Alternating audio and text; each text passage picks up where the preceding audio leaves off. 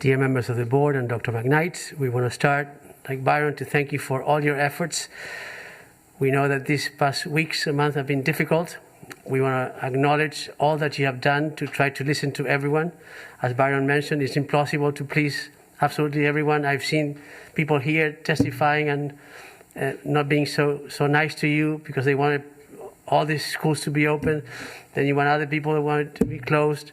So thank you for listening to all of us and making the judgment that you think is best for all students, particularly for those who lost the most learning, which are benefiting tremendously from the schools being opened. But our families also struggle. They want their kids to be in school, but they're also afraid.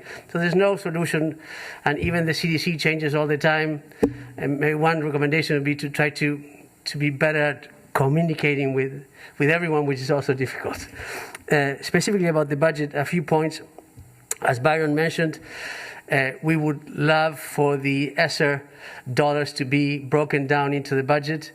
The operating budget as presented doesn't seem to be an equitable budget from our viewpoint because it gives all schools the same. The dollars that will make the difference will be the ESSER dollars, but we don't see the breakdown of those dollars. We're also very concerned that if the equitable initiatives funding by the ESSER dollars eventually will come to an end when the ESSER dollars go away. So we'd rather see the equitable interventions in the operating budget so we know that we're there.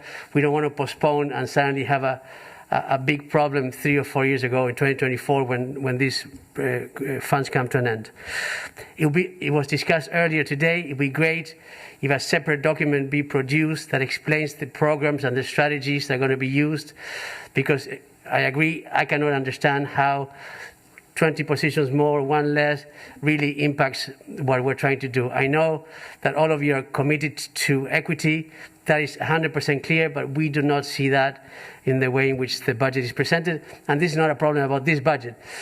This budget and all the way through the past have been an issue because most of us don't get it. It's like the Washington Post. If you don't get it, you don't get it. Another thing important is this is an opportunity to be innovative.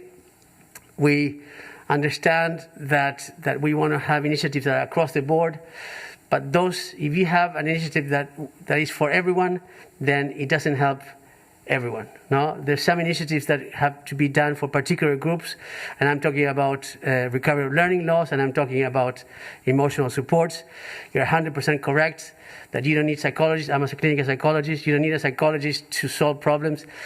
Sometimes what students need the most are safe spaces where they can talk freely.